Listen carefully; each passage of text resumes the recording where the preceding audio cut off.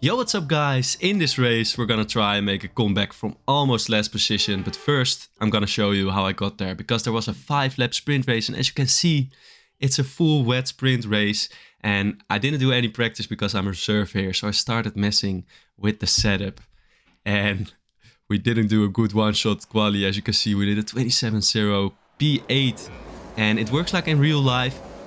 The ending position in this 5-lapper decides the grid for the 50% race afterwards. So it's important to just get to the finish line, of course, without losing position. But we're gonna try and gain some positions as we get a very good start, but straight away we get tapped by Harmnn there, and I really didn't want to get close to him. So we get sandwiched into turn 3, I think this is, and we do get ahead of the sandwich, and now we're closing in next to the McLaren. We put our car in front and we get better traction out of the exit. Of course, we're on a pad, so a little bit of an advantage on traction. Really big advantage, you could say. As you can see here, going on lap 2, Harmnn goes a tiny bit wide. We do as well, but we do get a better exit. And because we messed up a little bit with the setup, we were running quite low downforce still. And we're gonna try and make it round the outside. Harmnn goes really slow in the corner. We tap his back accidentally. And then in this corner, we are gonna squeeze him to the inside, but he puts his car in front, fair racing, but on this exit he taps our rear right wheel, and we have to avoid going into the wall or into the gravel there, and that's why we lose all those positions again, unfortunately. So we're in P10 right now, and of course I was pretty pissed. So what you do if you're pretty pissed, you're gonna be more aggressive, and Piafi here has a little bit of a moment. So we're gonna go on his inside into turn 1. He doesn't back out of it. He wants to go around the outside. He tries to stick it and then puts me, touches me. And then I brake later, fortunately for the stern. And we get the move on Piafi there. And now we're coming up to Mark. And I felt I wanted to get past these guys as quick as I could. So I was a little bit over aggressive looking back at it. You can see me here sending it down his inside. He does leave the space, which is nice of him. But then on the exit, I get oversteer, and this is why I run him completely wide. I felt like this was unfair, so I let him go there, didn't put on overtake. But then Piafi, of course, gets past me. They go side to side through this corner and into left field. Piafi puts Mark wide and then they touch, and unfortunately Mark spins out there and Piafi gets ahead of me still, and I wasn't able to do anything from there. So we end up in P9 at this. Not a happy P9, of course, after the spin from the moment with Harmnn, who ended in P5, and we could have definitely ended P5 or maybe even higher. So now we're gonna get into the actual 50% race. You can see a lot of people here are on softs. You have a free tire choice because of the sprint race, and usually in this league there's a pretty high chance of safety cars, so that's why you can see a lot of people on softs, including me, as the 5 lights are out and away we go. And you guys have seen the start already on the start of the video, so I will go through what is happening. You can see Harmnn there gets damage. He rejoins the track and then touches my rear left wheel, and luckily, because of a great car control from the AlphaTauri driver here, the number 21, we don't get in the wall, and luckily we get away without any damage. But there is a safety car, of course, carnage, as you could see, and we're gonna do a mediums until the end, because we were running high tire pressures, as you could do here, and you can easily make it on the mediums till the end. And a little bit of a carnage there at the start of the pit lane, which you can see here loses me even more time, meaning we are actually at almost at the back of the grid. And you can see here 3 soft runners actually stayed out, 3 medium runners also stayed out, and that's 6 positions. That's still 6 people that still have to pit, and a lot of people are also on soft, so we actually have a pretty high chance to pull this comeback off. But we're still on the back of the grid. We still have to get through a large group of the field if we still want to get on that podium. And starting off, I was gonna take it easy. I had Modestro in front of us. pretty well known in the F1 community, I would say. And he's a pretty quick driver on the soft tires. So wasn't expecting me to get past him anytime on these mediums. But I was gonna try and follow him through the field. So we don't really have the best safety car restart. You can see Modestrol here getting past T4 Barita, who is my teammate here.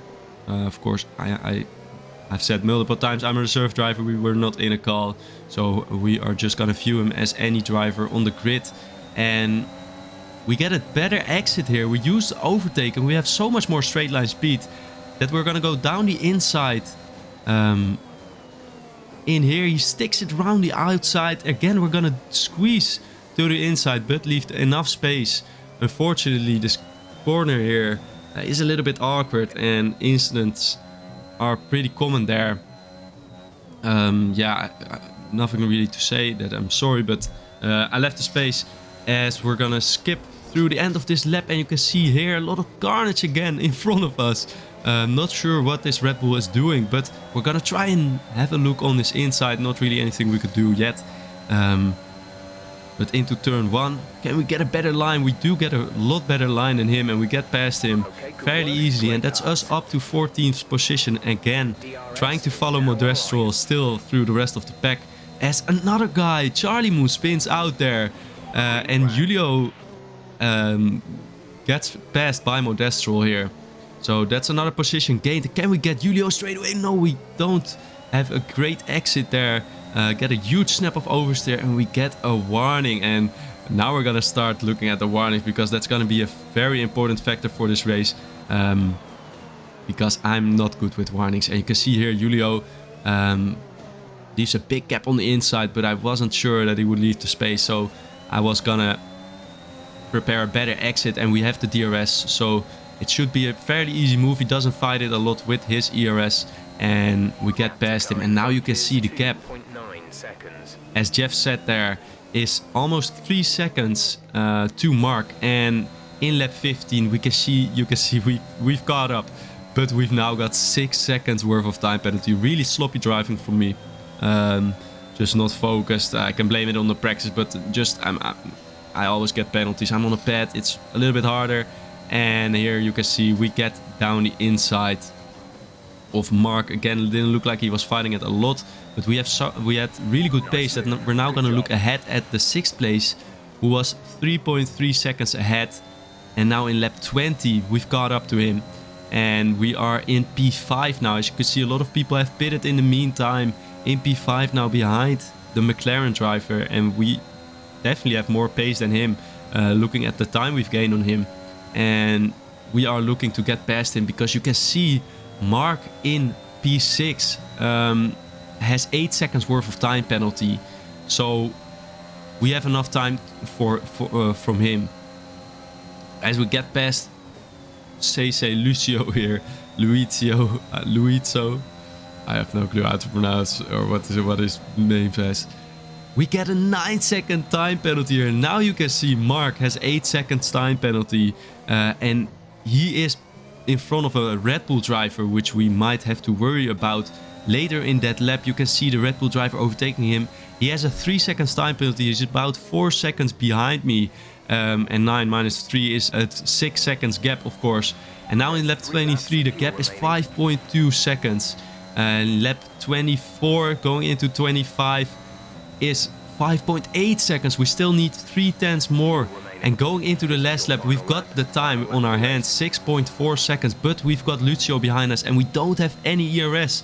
So it's going to be crucial for us to not have a big fight with him and lose the time again to the car in P6. So going into these corners, we are nailing the apexes nicely, not really hitting the apex there, but it is good enough. We get a good exit, and you can tell we're pulling away a little bit from Lucio. He's with the DRS, of course, closing in on the straights.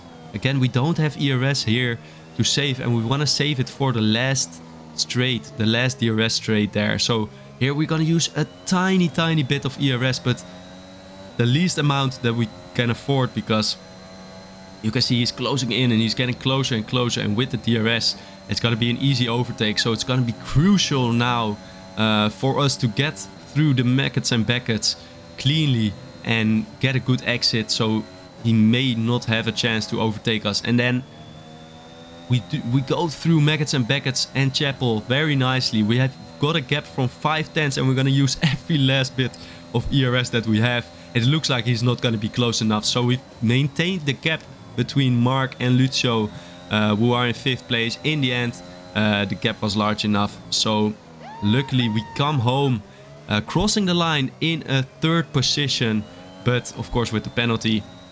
So many penalties, but we still get P4, and I'd say that's a pretty nice comeback after spinning in lap 1. I've got a weekly schedule now, Wednesday and Saturday, so expect videos from me on those days. I hope you guys enjoyed this video. If you guys did, please subscribe and leave a like. It will help the video, and I'll see you guys next time.